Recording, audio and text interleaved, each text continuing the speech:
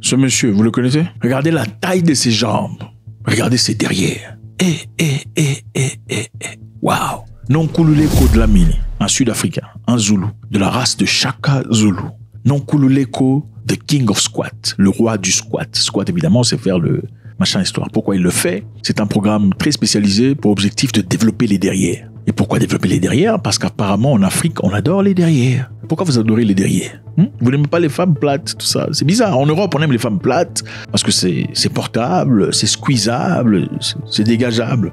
Hein? Les derrières, ça pèse. Hein? C'est pas facile du tout. C'est bizarre. Les hommes et les femmes adorent les derrières. C'est quand même bizarre qu'il y ait un standard assez différent de beauté d'un endroit à un autre. Et c'est donc difficile de dire ce qui est vraiment beau pour toute une communauté mixée, hétéroclite. La beauté dépend d'un endroit à un autre. La beauté aux États-Unis, chez les Allemands, Américains, n'est pas tout à fait la beauté chez les Afro-Américains. Enfin bref. Donc Nonkululeko Dlamini est un entraîneur sud-africain connu pour ses squats, très apprécié par les femmes généralement, parce qu'évidemment la plupart des femmes en Afrique veulent des derrières bien, des ronrons, enfin bref, vous comprenez. Et monsieur apparemment est un bon exemple, enfin quoi de mieux que vendre soi-même ce qu'on est, en tant qu'homme surtout, sans avoir l'estrogène qu'ont les femmes, avoir ce genre de muscles derrière. Donc beaucoup de personnes sont très intéressées par ces programmes. Mais curieusement, il y a aussi beaucoup d'hommes qui sont intéressés à ces programmes, qui s'y associent. Monsieur Nonkululeko Dlamini a beaucoup voyagé, il a fait beaucoup de pays, le Botswana, la Namibie, l'Ouganda, il a fait beaucoup d'endroits. Il est aussi parti au Burkina Faso, évidemment, à part le Kenya, dans l'objectif de pas seulement donner ses entraînements de squat, mais aussi de connecter avec des peuples africains, des peuples frères. Arrivé au Burkina Faso, apparemment son programme avait été annulé. Programme de fitness annulé pour des raisons pas tout à fait éclairées, mais d'après ce qu'on comprend, on dit que le Burkina Faso a d'autres priorités à gérer, d'autres problèmes à résorber, que de trouver des solutions aux personnes qui ont besoin d'avoir des gros derrière.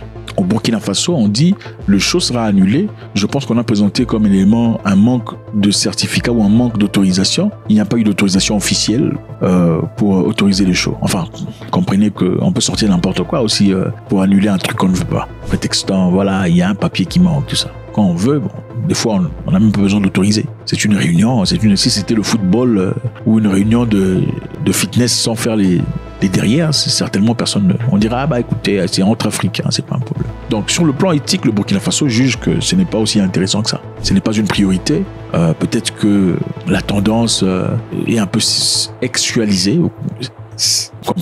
Quand on voit ça, on pense à quoi? On pense au derrière. Mais je pense qu'il est important pour le monsieur Nonkululeko, qui est quand même assez intelligent. Comprenez que dans la vie, rien ne dure pour toujours. Vous connaissez ce gars ici? Cisco, le musicien américain Cisco, vous connaissez?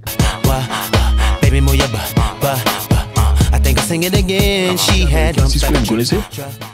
Adi Pijolo for me. Il est où? Il est plus, hein? C'est bon. Il n'est plus là. Hein? On le voit plus, n'est-ce pas? Vous connaissez ce monsieur ici? MC Hammer. Il était grand à l'époque, n'est-ce pas? Il est toujours vivant, je crois, n'est-ce pas? Il est où? Il est plus. Ce monsieur-là, Wesley Snipes, l'américain, l'acteur, qui n'a pas connu? Le Demolition Man. Il n'est plus. C'est-à-dire simplement que dans la vie, il y a un temps pour tout. Ce sont les épisodes qui se succèdent. Vous êtes là aujourd'hui, demain ça passe. Donc il faut maximiser les opportunités que vous recevez du créateur. Et moi, je me pose la question, pourquoi il n'a pas fait d'application ou un truc technologique comme le font généralement d'autres professeurs de fitness ou d'esthétique physique. Il y a des Américains qui se sont fait beaucoup d'argent à travers ça. On fait un programme, un truc là nutritionnel, et puis vous achetez et vous commencez votre programme pour avoir votre gros niache. Mais le monsieur n'a pas fait. Mais il est en train de faire ça comme ça.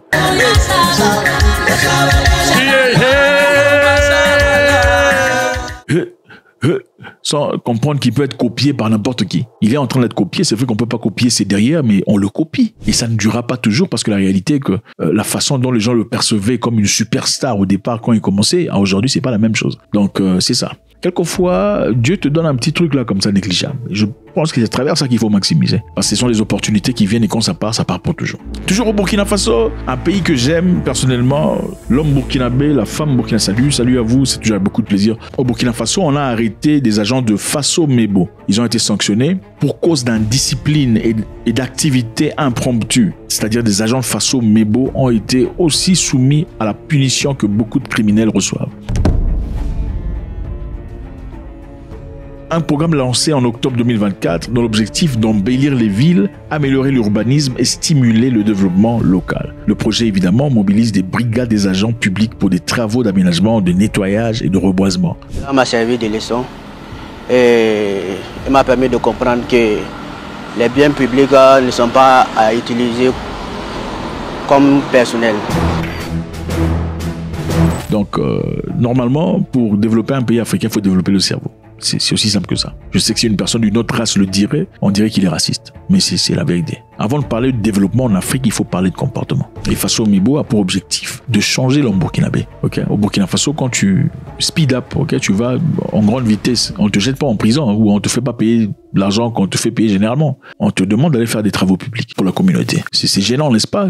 Mais tu fais quelque chose pour la nation. Et avec ça, ça te transforme dès l'intérieur. Tu fais des grosses bêtises, on t'envoie aller faire des travaux. Et je pense que c'est important, c'est une stratégie qui fonctionne. Et qu'est-ce que ça fait? Ça fait gagner le peuple en faisant quoi? Ça améliore la situation, ok, ça bonifie la nature et aussi ça améliore la personne à l'intérieur. Alors les agents de Faso Mebo qui sont censés promouvoir cette mentalité, censée construire, améliorer, reboiser, lustrer le pays, parmi eux, malheureusement, il y a aussi des gens qui ne sont pas tout à fait bien dans la tête. On a d'ailleurs vu une histoire ici, il y a un monsieur qui travaillait dans l'électricité dans un stade, qui aurait volé un gros câble électrique. Imaginez-vous un peu, vous allez dans un stade, on fait confiance, on vous laisse seul, vous enlevez un gros câble pour aller vendre. Il avait été arrêté, on l'a imposé ce travaux à travers ce programme de... Maintenant, le grand problème ici, c'est quoi? Il y a beaucoup de gens qui travaillent pour Faso Mebo, qui aussi ont été accusés par la population de faire des trucs inacceptables. L'exemple parfait, par exemple, quand une personne conduit une voiture censée être impliquée dans une construction publique, et la personne conduisant la voiture va se retrouver dans un coin obscur, les gens peuvent appeler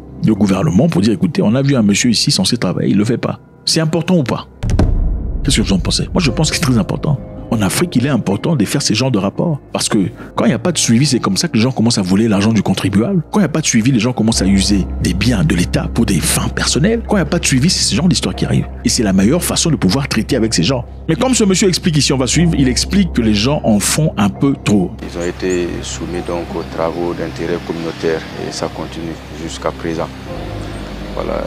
Par rapport à ça, nous profitons lancer un appel à l'endroit de toute la population pour dire que l'utilisation donc des moyens de l'État, des moyens de service là ne saurait donc être détournés pour des activités personnelles.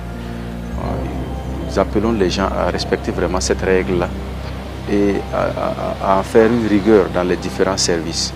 Évitons que le personnel utilise les moyens qui nous ont été donc confiés par l'État, lesquels moyens donc nous ont coûté cher, pour mener leurs activités personnelles et pour mener leurs activités rentables. C'est vraiment dommage. Voilà. Nous invitons aussi la population qui, par moment, est responsable de ces faits-là, à tenir compte, voilà, des efforts qu'on est en train de mener pour les mettre elles-mêmes à l'aise. Je parle de ces populations, en évitant de contourner pour rechercher la facilité. Donc les gens commencent à s'accuser mutuellement, même pour de faux. Ça devient un peu comme le genre de ce qu'on voyait en France il y a très très longtemps, pendant l'époque où il y avait encore des sorciers et des sorcières. On tuait les sorciers en France, hein, on les brûlait vivants. Et qu'est-ce qui se passait? Les gens accusaient des ennemis, des gens qu'ils aimaient pas. C'est un sorcier, c'est une sorcière. Et ces gens se faisaient brûler sans enquête. Comment vous enquêtez une sorcellerie? Et aussi, on risque de se retrouver au Burkina Faso dans un point où les gens commencent à appeler pour n'importe quoi. Ah, il est sorti de la voiture trop tôt. Ah, il va regarder de manière inappropriée. Il faut le... Donc c'est ça. Faites-moi savoir ce que vous en pensez. Est-ce que vous pensez que le Burkina Faso a mal fait d'interrompre le show de M. Nkululeko? Bon, les gens se posent beaucoup de questions. Il y a des gens aussi qui veulent savoir c'est quoi son orientation intime du monsieur, parce que bon, tout ça. Mais bon, ça c'est personnel, c'est sa vie. On vous demande pas ce que vous faites. Enfin bref, faites-moi savoir, c'est toujours avec beaucoup de plaisir. God bless.